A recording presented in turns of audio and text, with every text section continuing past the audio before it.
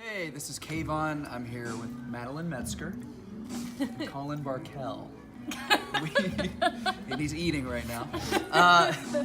We are 3 of 8 people in $1 Million Quartet. Yes. And in Cohoes, New York at the Cohoes Music Hall.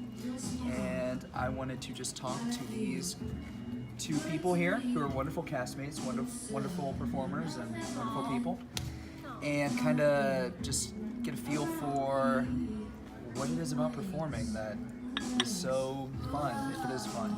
Thank you. Madeline, how long have you been performing? Has it been like your whole life? Or? Yeah, my whole life. My mom is an actress and a singer. She started out singing and then found theater later on, and so I grew up around musicals and theater people, and so I caught the bug pretty early. Pretty much my whole life. Nice. Colin, what about you? I know you do Irish step dancing as well. Was dancing your first thing? It was the first thing. Okay. Started out as an Irish dancer. That's what I did through high school and college along with sports.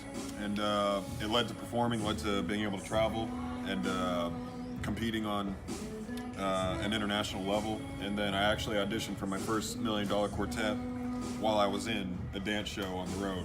And I had some time in between shows. I was playing Johnny Cash songs, and I sent in a video. Yeah. So this is, how many $1 Million Quartets does this make for you?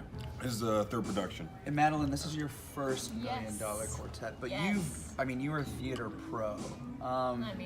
Do Do you want to talk about some of the shows you've done, like maybe even just this year alone? Oh man, so this year I have done, I just got off doing 5 shows in rep, which is crazy. So that. And do you want to explain what that means? Yeah, so that means I was doing 5 shows at the same time. So we started out rehearsing all 5 shows, and then we opened one, and then we were still in rehearsals during the day. We'd just do shows at night.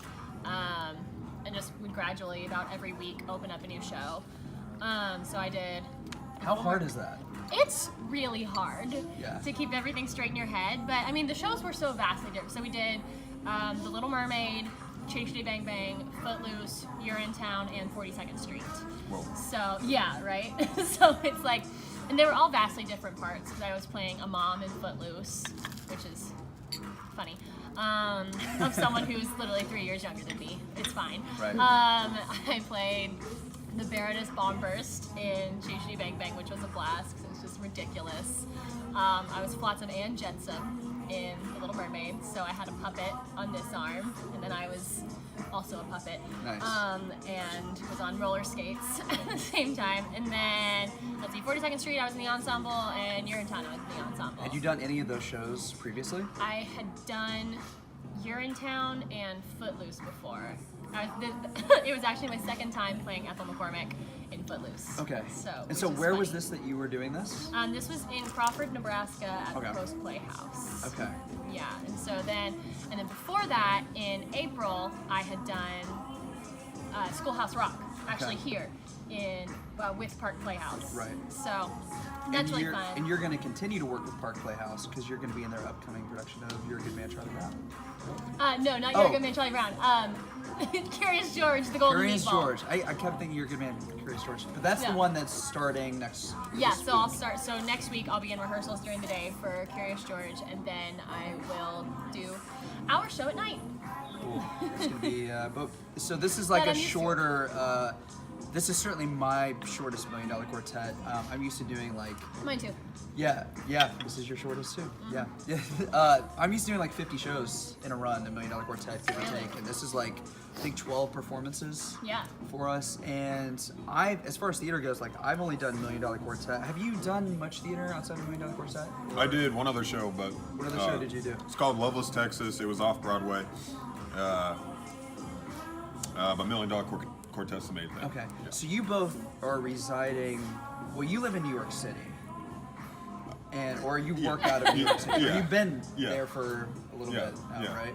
Yeah. So, I mean, did you go there like basically kind of jumping into the theater world and saying, No. Or going there to audition? No, or he anything? didn't. No, he didn't. His story. I'm sorry. He pisses me off. Tell them, Colin. I finished. It's juicy. Yeah, I finished a dance show, and I didn't have anywhere to stay, and my girlfriend was in New York. Hey, Shira. And Shout out. That's true. And she was like, you can stay with me if you need a place. And I was like, I need a place. So I was there, and she was auditioning for theater and musicals. And she was like, you should go to an audition for fun. And I was like, you're right. It would be a great time. So I went, and I booked the show. And then, yeah, and that's about it. But it was a lot of fun. So wait, which show was that? That was Levels, Texas. That was that yeah. one. Okay. His first audition. It was a Ever. second. It was a second audition. Oh, it was a second. Yeah, it was the second one. My bad. Yeah. So you really kind of like lucked out there. Really. Oh, yeah. It's not just luck. I mean, you're very talented, but it was kind of. I mean, obviously Thanks, people go and they audition day after day, and they spend their whole life like auditioning, and that's. Yeah. But when you're tall and handsome, I guess that's just how it goes, right? Yeah, the musical was. I look phenomenal, but the musical Yeah. Freaking. had country music. It was all country music, so it definitely helped. So I went in and just sang stuff I knew. You know. So like, well, Daddy. I can't stand you. like I live in Ohio and I still work out of Ohio, like mainly doing my Elvis thing like full time, and my only theater experience has been as Elvis. But Madeline, I mean, you've had experience in New York City as well, Yeah. right? I Yeah. mean, you probably I mean, how scary or nerve-wracking can auditions be? in New York Honestly, City? auditions are not that scary Okay. because you go to so many. Like, you can go to. So you just become like numb to auditioning after a while, or Not numb, but just like. You know, people say, you know, oh, you're gonna move to New York and you're gonna hear so many no's. Yeah. Everyone's gonna tell you no, and you're not gonna hear very many yeses. Like, I would love to hear a no. I would love for someone to say, hey, thank you so Yeah. much for coming out. We decided to go in a different direction. This is why. versus just not hearing. Versus anything just at not all. hearing anything. That Right, silence right. is the worst. Like, just hear some radio feedback, silence. constructive. Yeah, and anything even you can even get like into callbacks for shows, Yeah. and then still hear radio silence because you're like, I got so close, and like, why didn't it go to Right. me? That happened to me literally right before I got here. That was beautiful. Yeah, right before I got here, I was in final callbacks for a show and found out on Audition Update, which is a website where you can check and see if people have heard back about different auditions and callbacks. Found out that they'd gone in a different direction. I was like, cool. Would have Gotcha. loved to known why. But I mean, like, yeah, auditions are not so much nerve wracking. It's just like something you have to do. Like Okay. you. Oh, thank you for that. Yeah, We you're appreciate welcome. I do think auditioning for females is harder. Yes, thank Yeah, you. Thank yeah. you for admitting that. Oh, yeah. Because a lot of guys, Oh, a lot of yeah. guys don't admit that. A lot of No. guys are like, oh no, it's just hard for men to make it. And I'm No. like, that's just false. Yeah. Just so incredibly false because there are so many women. I mean, I've been at calls where they type out women.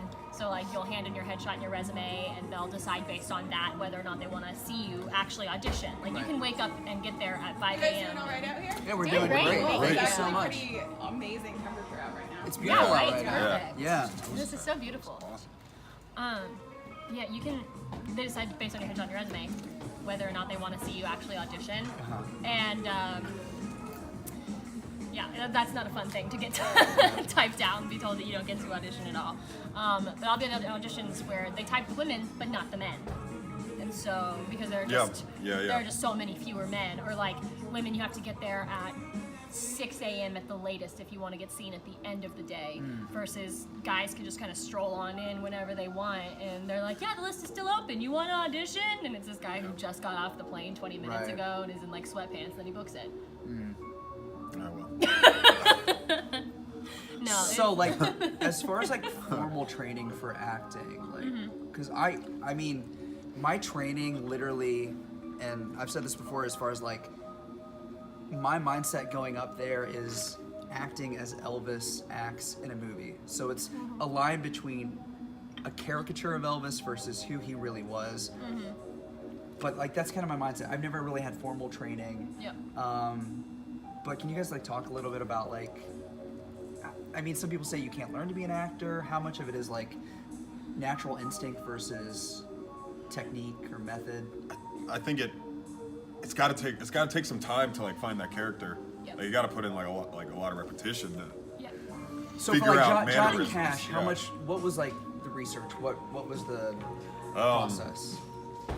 It was, for me, it was more reading about him than Okay. watching him, because his image is so one-dimensional as like the Man in Black. Like that's what they wanted to push, like strong, silent, only talks when he needs to talk.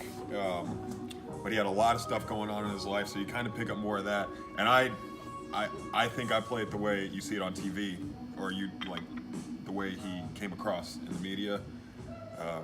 But he was much more troubled, and I don't think I took enough time to kind of learn about all his issues to bring him to the stage. Yeah. So I knew about Johnny Cash. I didn't know that much about Johnny Cash like before I saw Walk the Line with Joaquin Phoenix. Is that like something? Did you play off of that at all? Like, this is a very popular movie. I think. And I think my theory has always been a lot of people come seeing Johnny Cash and think Joaquin Phoenix in their head. Yeah, I think Joaquin Phoenix came across too like twisted, like a little too like bug-eyed, crazy. Okay. Like, yeah. I don't think it was that. No offense to Joaquin if you're watching this. Yeah. But yeah, I've actually gotten that, like, well, you're a lot different than Joaquin comparisons. Phoenix. It's Yeah. I don't think that's the way it went. I You think had a it whole was different just- approach. He You was, weren't- yeah. yeah. But I think he was more internally, he was internally troubled. Right. And all you saw were like him crumbling. You didn't see him being extravagant about like issues that were going on. Yep. Yeah. It was very tight, very closed circle. Right. It was very private. He wasn't Yeah. as out front about Yeah. his Yeah. struggles with his Yeah. family Yeah. or drugs or whatever. Yeah. So Madeline, do you think that now Diane in $1 Million Quartet is actually based off of a real woman, Marilyn Evans, who Well, kind of. that's the premise. I mean, she was there that day. She was Elvis's date. So is it harder being a fictional character in a play full of like iconic figures, or is it?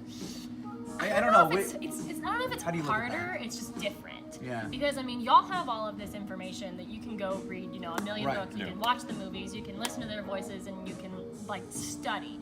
I didn't have anything that I could study, with the exception of like, women who were singers at the time. Because I mean, Marilyn was a model. She wasn't a singer. Right. But so it's a lot more of like coming up with things on your own and deciding, who this woman is going to be, rather than being told who you are and figuring out how that works with who you are as an actor. So I don't know. So did you do like a lot of prep like before we showed up for our first day of rehearsal, as far as like thinking about how she might sound or act or things like that? Because like I watched a bunch of videos, obviously, of $1 Million Quartet. Sure. Because like that's the only Of other research material. productions of $1 Yeah, of Million other Quartet. productions. Okay. Of other productions, and so like, watch those, and I just found myself like all of the women were obviously just fantastic. But I didn't like see myself in any of them, because they were very like slinky and sultry, and that's not who I am as a person. Which is not to say that that's not who Diane is. She has those aspects, but I was like, I think she's a little more fun-loving. She sits there and needles all the guys the whole time, especially like particularly Jerry Lee. Like everything he says, she's like, I don't know about that. Right. I don't know that you wanted to say that, but okay. Yeah. And so I think she's I don't know. I like to think that I play her a little more sarcastic, a little more fun-loving, rather than like sexy and quiet. Because she's also really smart. I'll say that. I mean, I think and I noticed this in rehearsal, and we kind of have this as a cast. I think is like you bring a fun energy and less of like a serious energy, which sometimes I've seen the Diane be played as. Like like that sultry character. It's more of like a fun-loving energy, which Yeah. I think only helps us enjoy what we're doing Yeah. even more and just kind of be looser. You know what I mean? So Well, it's so fun. I mean, I think what really helped was the first day of dress rehearsal when we were all in costume and the set was done and I walked in and I thought about, you know, what would I be thinking if I walked into a recording studio as a singer in the 50s, and I'm in there, I'm on Elvis's arm, Johnny Cash and Carl Perkins are in front of me, Sam Right. Phillips is behind me, I'm just like that's overwhelming. Yeah. and then for them to be like, why don't you sing? It's like, no. Yeah. Are you crazy? No. Well, we talked about it's kind of funny because Elvis and Diane, they walk in, Yeah. and the first thing that happens is Diane sings a song. The audience You sat there know, going, we want Elvis. But it's actually such a great tone. Yeah. I mean, and then you see her kind of approaching each character and Yeah. having fun with them. Yeah. And so it is interesting how that was written. Man, it's such a fun time. Like for me, again, like I said, not having experience acting or anything like that before I did my first $1 Million Quartet, it's nice to be around people who have had experience in acting and in other areas for me to learn from. Yeah. And I've enjoyed that so much, and I have learned a lot about myself as a performer. And it also helps when you love the people you're working with. And Yeah. you guys have just been so much fun to get to know. And Thanks, and it's, Kavan. yeah, and I mean, it's unfortunate this is such a short run. I because know. I would like It's it to such be a longer. fun Well, we were when I walked down. I don't know if you were standing there. When I walked down to the like box office level today, after the show, there was a woman who came up and she was like, "Y'all just look like you are having the most fun up there. Your whole chemistry, all of y'all just look like you have so much fun And with it's each other and sincere. you like It's each other." not- I'm like, it's "It's not because put we on. do." Yeah. You know, it's because Yeah, we are totally. like. Anytime we're up there, you know, just giving little comments to each other. I mean, Yeah. they're in the moment and they're truthful most of the time. Yeah. But they come out of a place of, I don't know about y'all, but I really love being on stage with y'all and interacting with y'all on stage because it some people you don't feel like you can look them in the eye sometimes when you're acting with them because you're like, I don't know if you realize that this is like not real. But, Yeah. but it's like And some people you're avoiding looking in the eyes, so you Yep. don't bust up laughing in Yep. the middle of a serious scene. Yep. This guy right here. Yeah. We know how that is with this guy. Yeah. Listen, I'm guilty of it often. I do. Before we go, I just I want to say that I had the opportunity to listen to some original music made by this guy right here on an upcoming album. Yeah. Do you want to just like talk a little bit about that original music and your upcoming album? Yep. What's it called? It's called Colin Barkell. Which is his name. So That's it's my name. self-titled. It's a self-titled debut album. Hell yeah. So this Recorded. is all stuff you wrote, Yeah. right? Yeah. Okay. Yeah. So it's not available yet. It's not available But yet. do we have like a time frame of? It's like next couple months. It's going to be Yeah. out. Yeah. I think there's gonna be a single soon, Okay. and the album maybe end of January or February. I'm just trying to release it with a tour to go with it, and Yeah. there were no corners cut in it. Like everything was done like to the fullest. Everything turned out exactly the way I wanted it to turn out. It was very professional. Recorded at the Bomb Shelter Studios in Nashville. Yeah, and they did amazing work. Amazing musicians, amazing songs. Say so yourself. If I don't say so myself. So this is like Yeah. going to be available like on like the major streaming services Everything, like yeah. Spotify, Yeah. iTunes, Yeah. stuff like that. You're going to have a physical CD. There will be also. CDs. Okay. Yeah, there will be Alright. CDs along with Cool. it being on For those every purists. digital platforms. Yeah. Do you yeah, do you have a CDs. website or just a Facebook artist page? Yeah, ColinBarkell.com. Okay. Yeah. Cool. So do you know if the CD is going to be available for purchase on there? Yeah, you'll be able to buy it there, and you'll be able to pre-order it there. Okay. Yeah, once I set the date for the release. Cool, Yeah. cool. So, and then Madeline, so you're going to be in Cohoes for A little while longer. a little while longer. Yeah. So. Okay. So cool. Doing. It's a great place. Nutty Piscetti. Yeah. It's a great place where, I mean, it's old theater, beautiful theater, It's so haunted beautiful. theater, Super Yeah. haunted. supposedly. Super And haunted. I haven't had too many ghostly experiences outside No. of there was this little like when we were rehearsing. There was this like it was like a cardboard cutout. Okay, but that wasn't a real ghost. That was just... No, but it looked really It real. looked real. And It it was caught our terrifying. attention up in the corner, and it was freaky. It was freaky. It's But just an old prop. right, we're gonna be at the Cohoes Music Hall through the 12th is our last 11th. day. The 11th is our last day. So I want to thank Madeline and Colin for talking with me here. Hey, thanks for and- having us, Yeah, Joe. Madeline, do you have an artist page on Facebook? I don't have an artist page on Facebook. Okay. I have a website. It's Okay. just MadelineMetzger.com. MadelineMetzger.com. There's Okay. show pictures and videos on YouTube. I don't upload very often. I probably should do that more Okay. often. But And you guys have Instagrams too that Yep. you Yeah. post on? What's your Instagram? Colin Barkell. At Colin Barkell. Nice, that's Yeah. easy to remember. And you're I'm at Madeline.Metzger. Madeline. Somebody took Madeline Metzger. Metzger. Dang Okay. it. Well, thank you guys for watching. As far as my upcoming shows and stuff, you can stay tuned to my Facebook page and my website, which is cavannow.com. And thank you guys again. And I want to say thank you to this beautiful Superior corner. Merchandise Coffee. Superior Yeah. Merchandise. In Are we downtown in the- Troy. We're in Troy. Troy, New Yeah, we York. are. We're in Troy right now. Downtown. So this Downtown is a Troy. beautiful place. How was your Super toast? cute. Your toast Huh? was good? Oh yeah, whipped sweet potato toast with pickled onions and cream cheese. It was good though, huh? Oh, it's fantastic. Yeah. It's fantastic. There you go. Thank you guys. Cheers. Yeah. And take care of each other. Peace.